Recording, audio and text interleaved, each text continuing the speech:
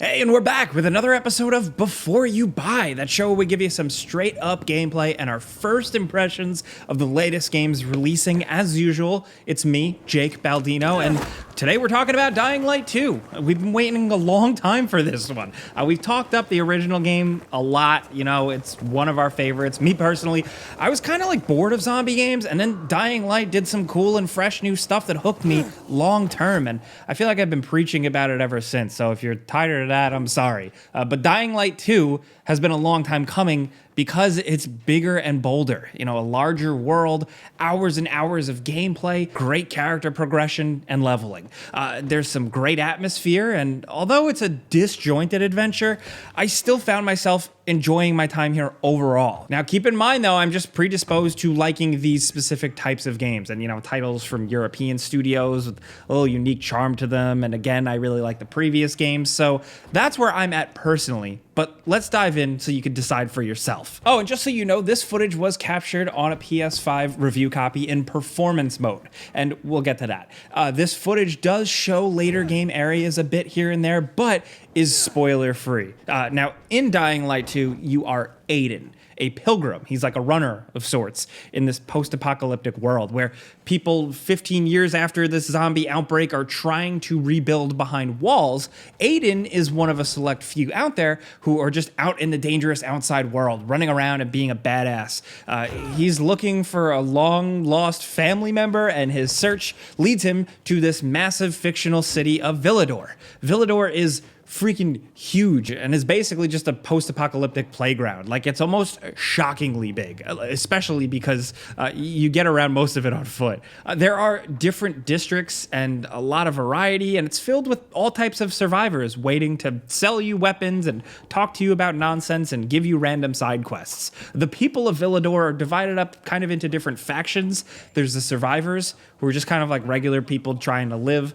Then there's the peacekeepers, which are like the more militaristic group that wants to keep everyone safe, but can sometimes resort to brutal methods. There's also random murderous bandits out there, of course, and there's also specifically the renegades, who are like Mad Max crazy evil dudes. Now, many of the communities and little open world settlements you unlock are perched atop buildings. The streets below are filled with zombies, but during the day, the nastier creatures usually just hide out in abandoned buildings, and then there's this day-night cycle, and at night, that's when the shit goes down. The game can be really, really dark, and it's just you and a flashlight and a couple of gadgets against faster, nastier zombie creatures. Now, doing stuff at night nets you better loot, more reward items overall, and more experience points. So you have the freedom to explore at night as much or as little as you want, because it can be pretty tense. It can get you pretty sweaty. It's really beneficial to do so, but the game doesn't force you outside of a couple of specific story moments.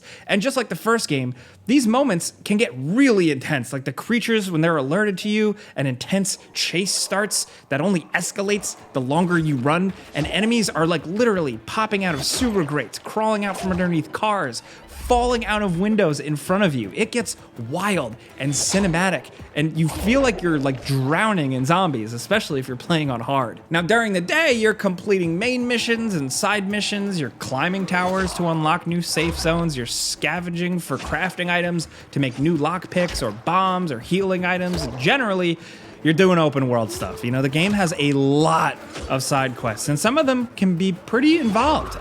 Dialogue and story-wise, though, I found a lot of them uninteresting. There is definitely some open world bloat here. I've talked about open world games that pack in just a lot of stuff for the sake of it. There is some of that here. There's a lot of parkour challenges and a lot of like samey feeling enemy bases to clear out and take over. There's also some repetition here and there. A lot of interiors look the same, and some places feel like you've seen them before. And if you're a certain type of player, you might get bored of endlessly looting, you know, clicking on the same backpacks or holding square to get a rag or bolts or whatever for another Molotov cocktail for hours and hours.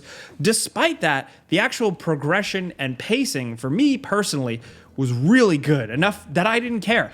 Getting around the city and getting into random fights is satisfying and fun, and the best part of the game. Couple that with making your character better and stronger, it's the icing on the cake.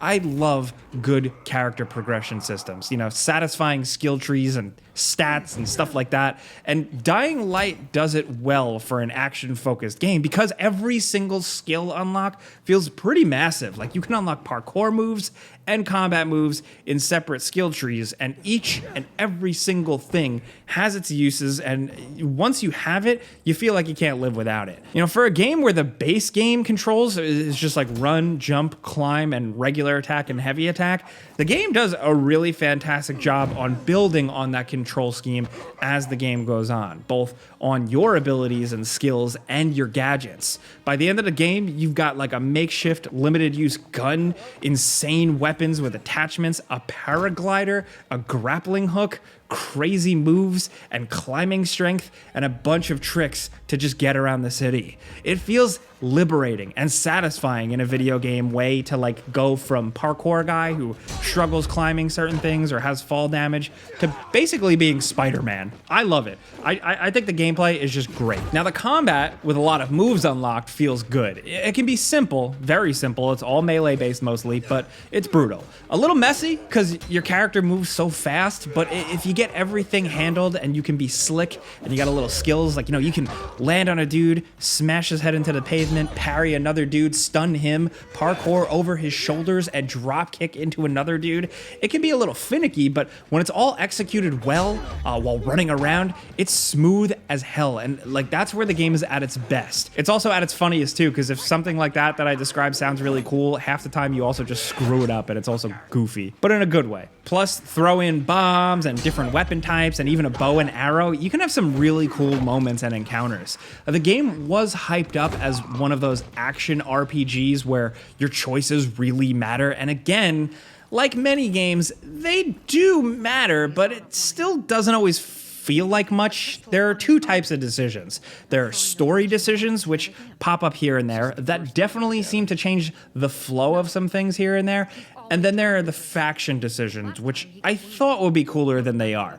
They're really simple and a little bit underwhelming for a large portion of the game. So you save certain special resource buildings, and then you get to decide who to give it to, the survivors or the peacekeepers. The peacekeepers build fortresses where the survivors just build homes and farms. Now, if you give it to the peacekeepers, you'll unlock more defense items in the environment, like zombie traps and bait and explosives and stuff like that, where the survivors net you way more ways to get around the city faster.